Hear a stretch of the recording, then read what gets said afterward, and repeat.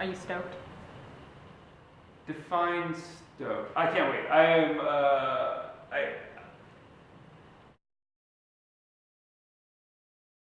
I remember being very nervous through the selection process. I wasn't so much nervous for the writing piece, but more nervous for the group art project because I didn't really know what to predict for that. How do you be competitively cooperative while smiling? The whole process, I think, was kind of, there's a lot of unknown to it. Well, the writing portion was what I was probably the most nervous about because I've never considered myself like a really skilled writer. When did we try out for beats? We had to write just anything on travel and what travel means and whether it's actually meaningful or it's just a function of rich white people going out and doing things. And then we got together with everyone else who was trying out, and for a couple hours in the Scott Lee's room, we painted on a giant piece of paper a map of continental U.S. So Dr. Ben at a faculty meeting asked us all to do a quick free write and to a prompt that was, if you could teach anything at all, what would you teach? And we didn't know the prompt was coming. There wasn't any forethought. There wasn't really any. It wasn't as if I envisioned this actually happening. But I just wrote on a piece of paper, on a piece of scrap paper. I teach a bunch of Kerouac in Ginsburg and drive kids across country for spring break, and that was it. And she collected them and read them, and she pulled me in one day and said, I think you have something here. We should look into this. Right. Yeah. It's a lot of work. I knew it was going to be a lot of work, and I wasn't wrong. I really like what we've been doing. And I don't mind that it's so much work. I actually feel very accomplished now that I've read and written so much. I went to the class kind of open-minded. I knew there was going to be a lot of reading. I kind of saw the class as one of the most rigorous English courses, which is exactly what it turned out to be. Yo! Is on? Come on in. It's exciting. Yes. All right. Here's my optimum situation here is you do 7 and then throw up. No. Yeah. All right. No. 11. All right. You just gotta beat 7. You ready? Yeah. 3, 2, 1, go!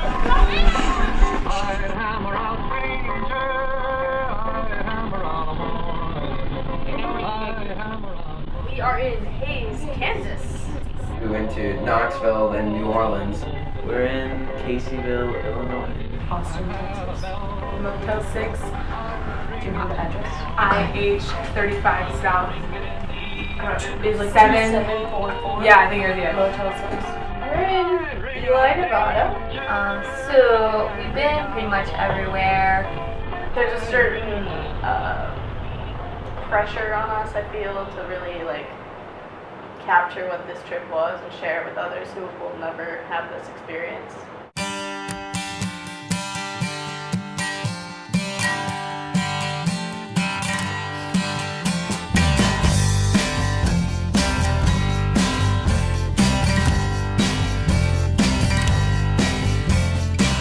I love band life. I love the band. I love getting in the band. I like getting out of the band. I like when the band gets dirty. I like when the band gets loud. I like listening to music. I like driving. I like the whole thing. I love the band. Throw away the key, or just find a place to hide away and hope that I'll just go away. And I feel alright. I feel alright tonight. I feel alright. I feel alright tonight. And I'll bring you precious contraband. Well, I'm tempted to say that my favorite place is the band.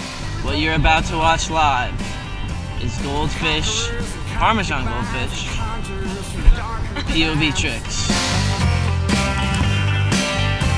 Betrayal and conspiracy, sacrilege and heresy. That was obviously an accident. Hashtag band life.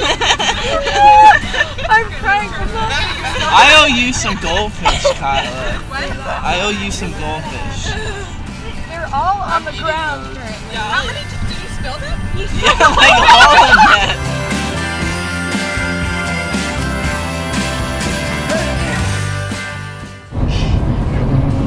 My name is Rachel Ray. I like to rhyme. My friends say hey when we talk on the line. You see, I'm small, but that doesn't matter. If I can't reach, I just climb up a ladder. I have 3 cats, Buddy, Rascal, Shelly. Thing you won't need your darkest fear, you'll find this dream. Ask you questions, tell you lies.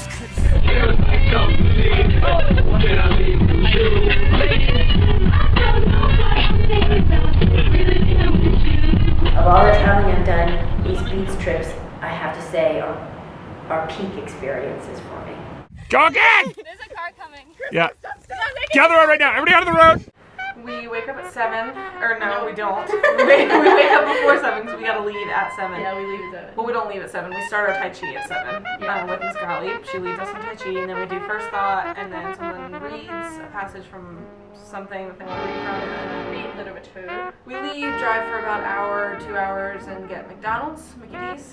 Then we get back in the van, and usually by around, I'd say like 1:30, we stop for lunch. We try to do about 150 miles before lunch, so we'd be flirting with halfway by lunch. Get in the van, and we have anywhere from like 3 to 6 uplifting, happy songs.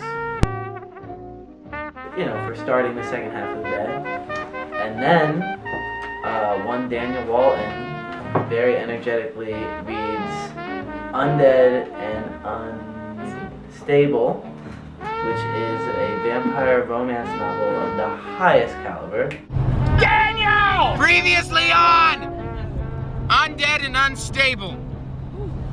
Mark died to stop future Mark. Every once in a while we get out the van to like take cool pictures or like just run around places, and sometimes we have major stops, sometimes we don't, and then we usually end up at the motel around anywhere between 7 and 11 p.m. And then it's like 3 hours of people malingering everywhere all over Motel 6 and getting food and sometimes blogging and opening and closing doors loudly for hours and hours and hours. I thought that I was going to be physically uncomfortable a lot of the time, but really, I'm perfectly content.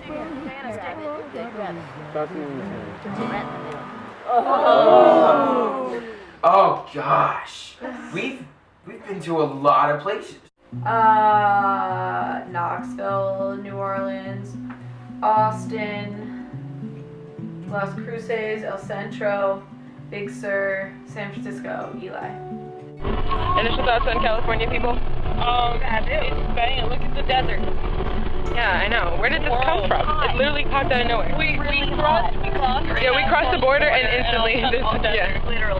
Like I did some sketches in my book that are like little color swatches of the country. And it's so weird because within like a 1 hour period of time, you'd be looking at snow-capped mountains. And you'd be looking at a conifer forest that's just completely and totally green, and then you'd see this really vast desert an hour later. Really loved our van dynamic. I think it was pretty great that like you can hang out with people, chat about the weirdest things, make the strangest faces, and at the same time like half the people could be sleeping. Like Vonnegut sets out in Slaughterhouse 5. Oh, I said I could ride. Okay, alright. From the harness of our gold. Here come the tears. But like always, I let them go. Yeah, just let them go.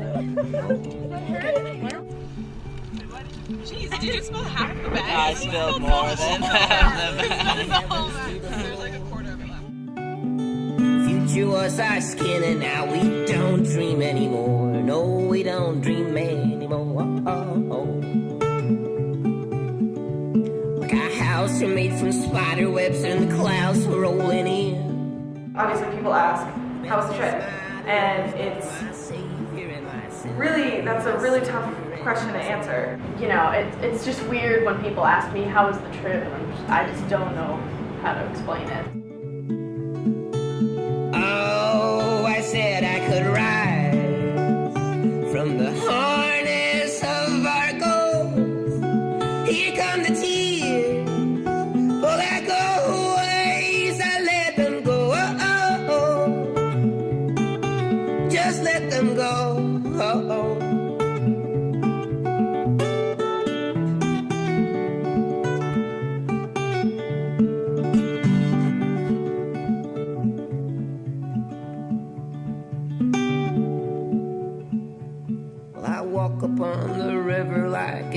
easier than land. The thing that I miss most about the trip is that every minute of your day has purpose in a way that real life doesn't. So you spend like every day, like you wake up and you're like, I've got these jobs, like I have this job to do, and it's to pack my gear and like, you know, get in the van and see the country and think and process and make art and write and take photographs and then, you know, spend time with people and see the world through their eyes and like you're doing all the time.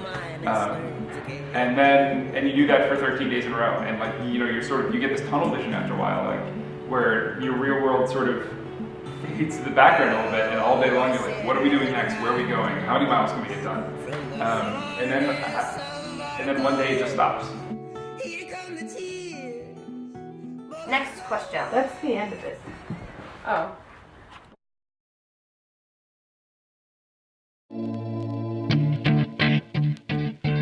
Look, if you had one shot or one opportunity to seize everything you ever wanted in one moment, would you capture it? Just let it slip. Yo. His palms are sweaty, knees weak, arms are heavy. There's vomit on his sweater already. Mom's spaghetti, he's nervous, but on the surface he looks calm and ready to drop bombs. But he keeps on forgetting what he wrote down. The whole crowd goes so loud, he opens his mouth, but the words won't come out. He's choking how? Everybody's choking now. The clock's run out, time's up, over, plow. Snap back to reality. Oh, there goes gravity. Oh, there goes rabbit. He choke. He's so mad, but he won't give up. Daddies, he know he won't have it. He knows his whole back to these ropes. It don't matter. He's dope. He knows that, but he's broke. He's so stagnant. He knows